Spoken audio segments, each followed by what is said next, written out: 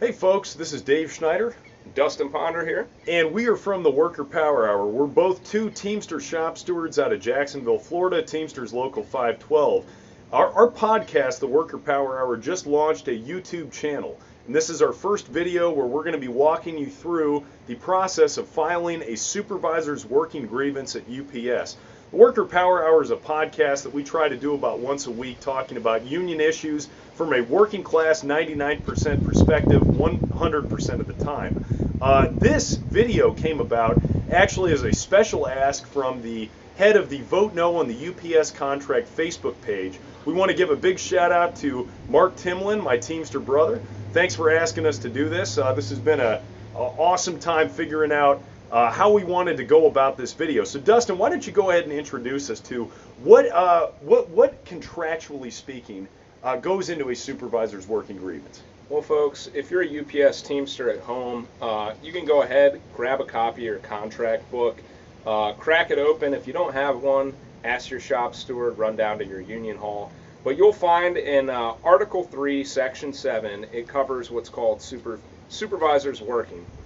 So under that article, it basically says that anytime supervisors aid in the progression of packages or do any work that would normally be reserved for hourly employees, our Teamster brothers and sisters, they've committed a contract violation. And under that contract violation, UPS is obligated to pay out the grievant double time for all hours worked by that supervisor.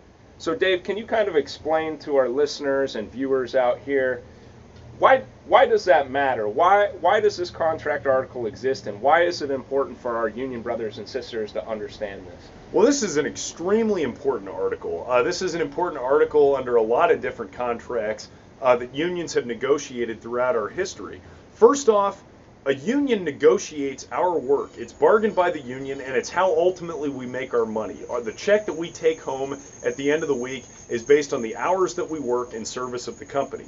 When a supervisor works, they are taking our work as UPS Teamsters, and by extension, they are taking our money. That's work that was supposed to be done by a UPS Teamster that would have been in their check, that would have been in their take-home pay that they would have used for their bills, to keep the lights on, their rent, their car payment, etc., that now has been done by somebody who was not in the bargaining unit, and basically the company in effect got free work by working their supervisor and not paying out a union member as a result of that.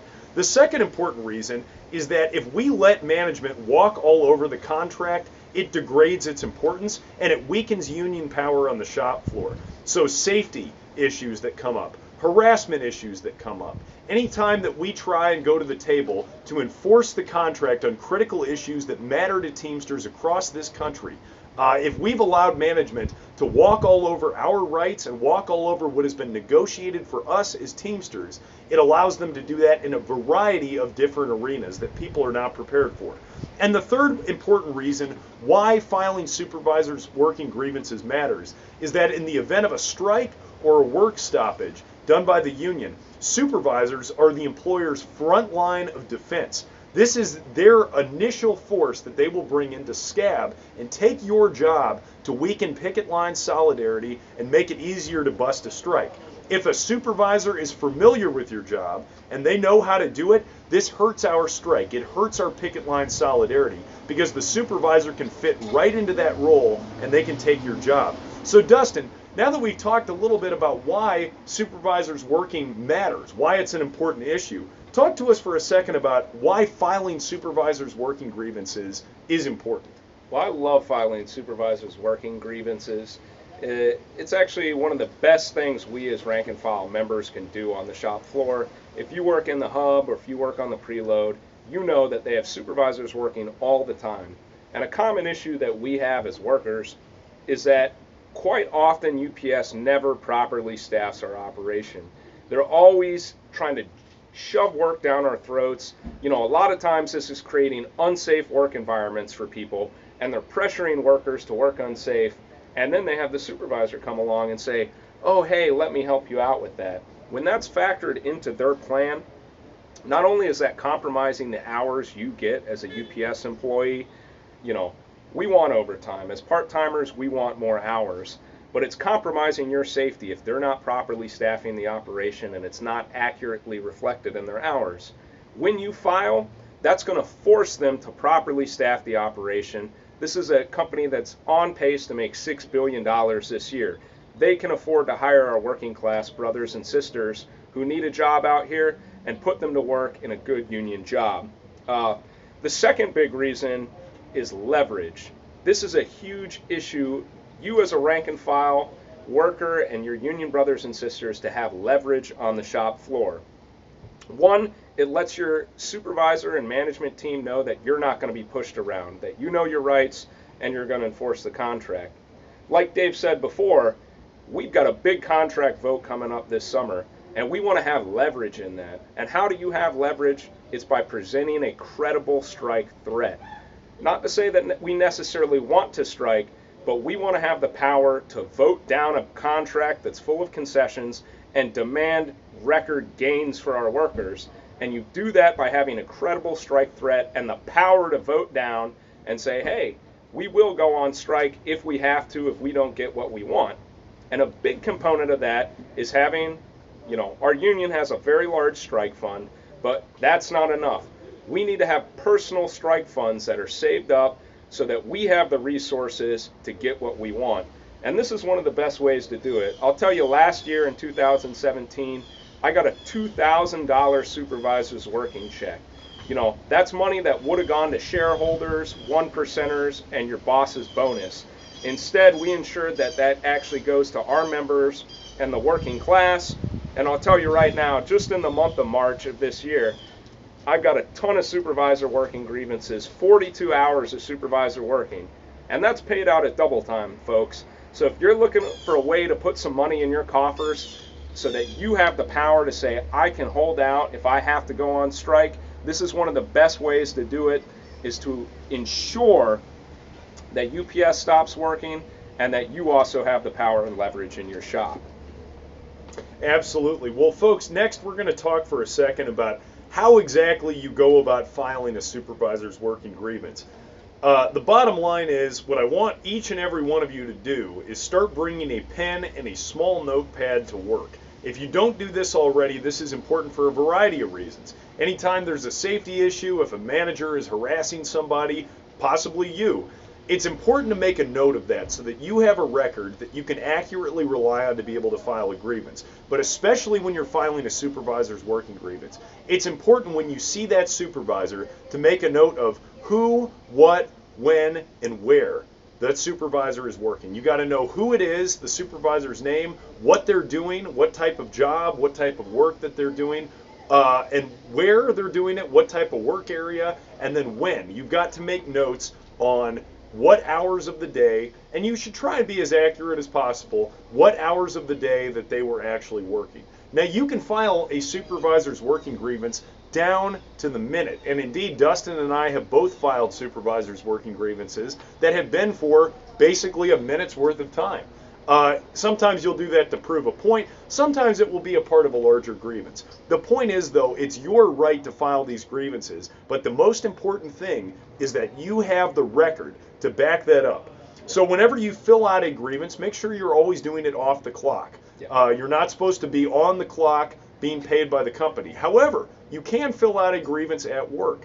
So if you need your steward to assist you in filling this out, go ahead, pull them aside, and you can fill that grievance out and get that turned in. The second thing I want you to do is get a hold of your contract or your local supplement or rider and find out how long you have to be able to file a grievance at work. I know here in Jacksonville, we're covered under the southern region. You have up to 5 days after a supervisor has worked to file a grievance. What that means is that if a supervisor worked last Monday for 3 hours, I have until the following Monday to be able to file a grievance that is signed by the company, signed by my steward, in order to grieve that in a timely manner. Now, this varies from region to region, sometimes from building to building. So it's important that you get a hold of your local supplement or rider and you talk to your steward about what a timely grievance entails in your particular area. But make sure that you file on time.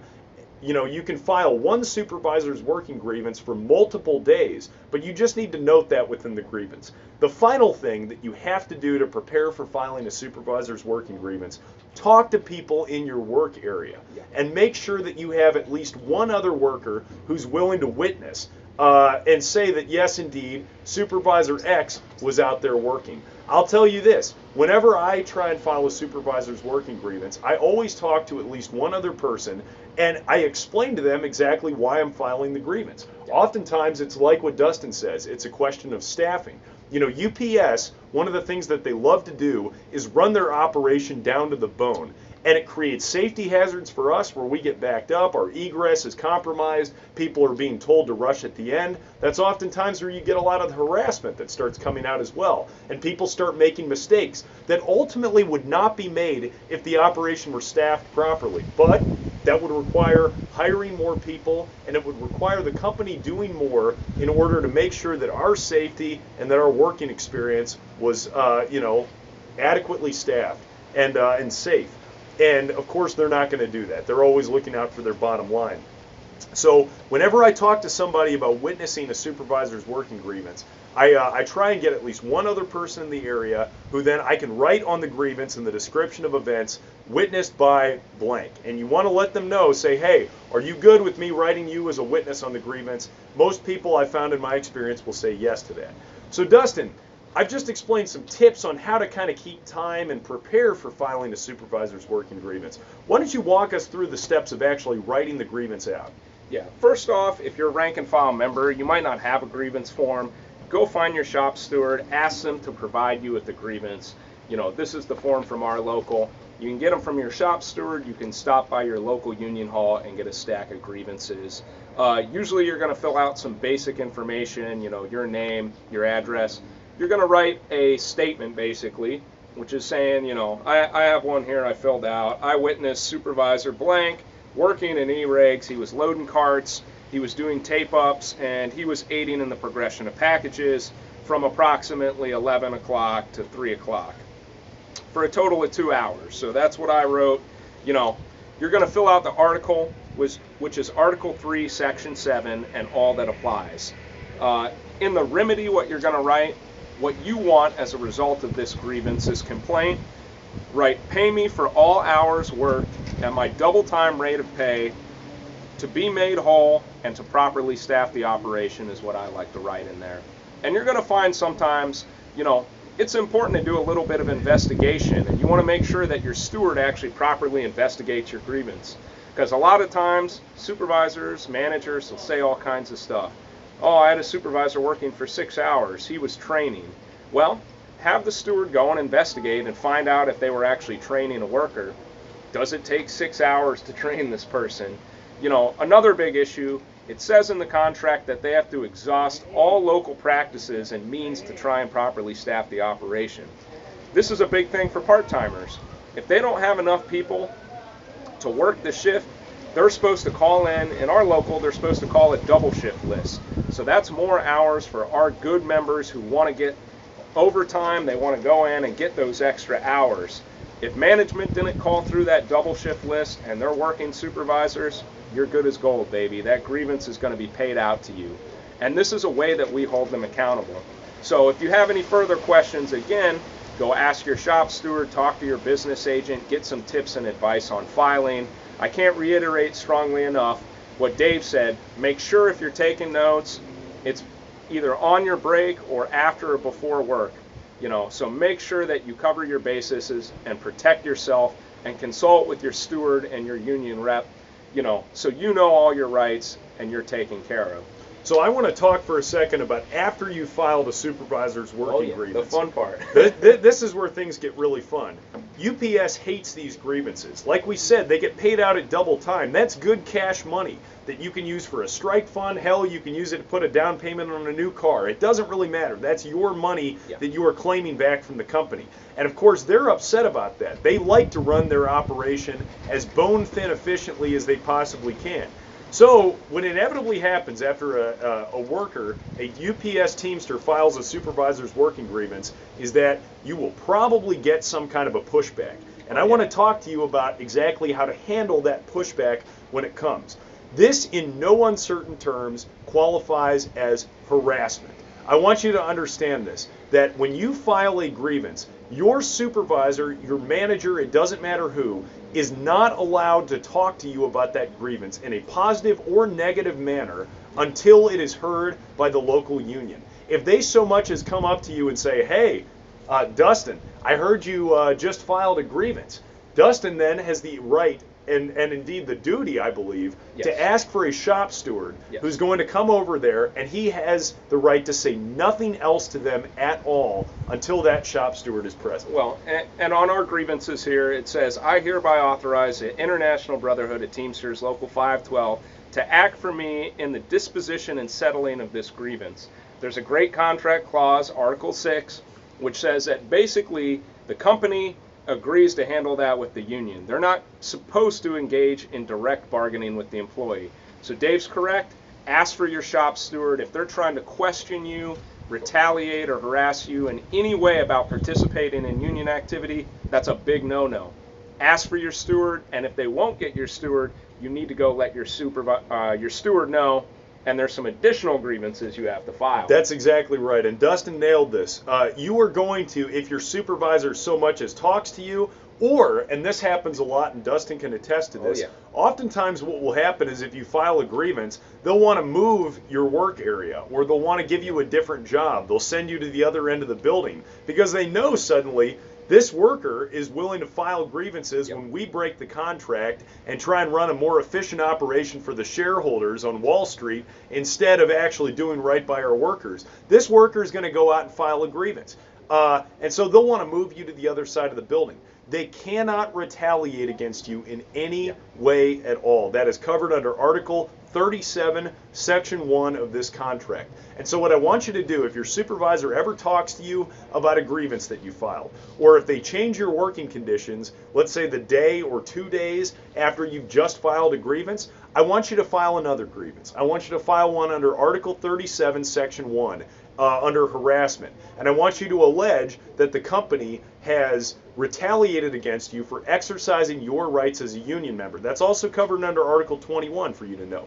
And just so everyone is clear, it is your right, and this has been upheld by the Supreme Court in NLRB v. Weingarten, that you have the right to ask for a shop steward whenever you feel like there is a possibility, even the slight chance, that you may be disciplined or your working conditions may be changed by management. You have the right to ask for a shop steward, and until they are present, you do not have to continue to talk with management at all. So this is very important. File your supervisor's working grievances, but be prepared to load another shell right in that union contract cannon that you've got, and be able to fire out another harassment grievance right after they come and talk to you again. Yeah, and it's very important for our workers to understand, learn your contract, protect yourself, because almost it's a surefire thing. If you're a new member, you filed your first grievance, the company is going to come and they're going to violate the contract and see if they can intimidate you from doing anything further.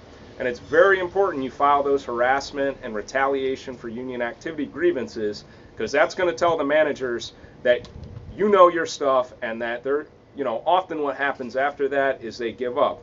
But it does another very important thing for you. It creates a paper trail that any discipline that's coming down, that after you file the grievance, that's going to protect you. It's your own protection, actually, and it's going to give you some leverage.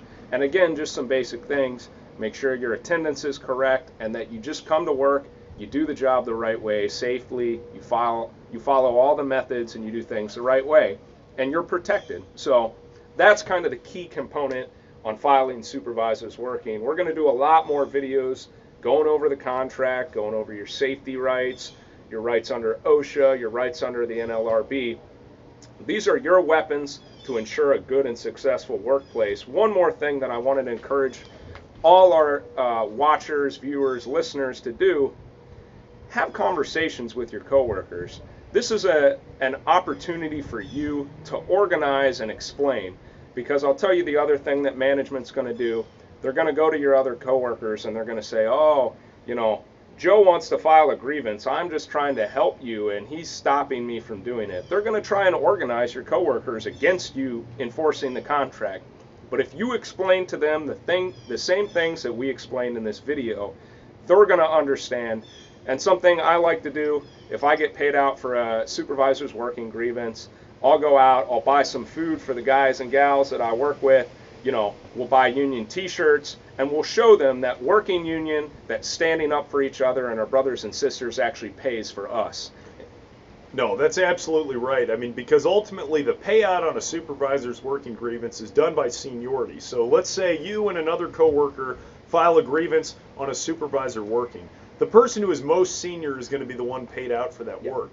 But I agree with what Dustin's saying, and this is an important thing, especially for our working class shop floor leaders out there watching this video, is, you know, give a little bit back. I mean, the fact is, when a supervisor works, they're violating everybody in your work area. They're violating everybody's right to have a decent, fair, and living wage at work and to be able to do the work that's been bargained for us by the union. So, you know, it's good. Bring in donuts, bring in breakfast, maybe bring in a t-shirt or something like that, like Dustin's talking about. I mean, you know, give a little bit back. And honestly, it's a great teachable moment as a workplace leader for your coworkers. And it's an ability, you know, it's an opportunity to build solidarity with people. So with that, folks, we appreciate you joining us for this first edition of the Worker Power Hour YouTube channel videos. We want to encourage you, go to Facebook, go to Twitter, like or follow the Worker Power Hour page or account. You know, please subscribe on iTunes or the Google Play Music Store, as well as through most podcasting apps, to the Worker Power Hour. We try and put out at least one new episode per week. We're going to be doing a lot more videos like this to be able to get you acquainted with the UPS contract, but also with any number of other issues that you, as a worker, may encounter in the workplace on the day-to-day. Once again, want to give a big shout out to Mark Timlin, the head of the Vote No on the UPS Contract Facebook page. We want to thank him for giving us this opportunity to be able to talk about this very important issue. And with that, Union Power. Union Power.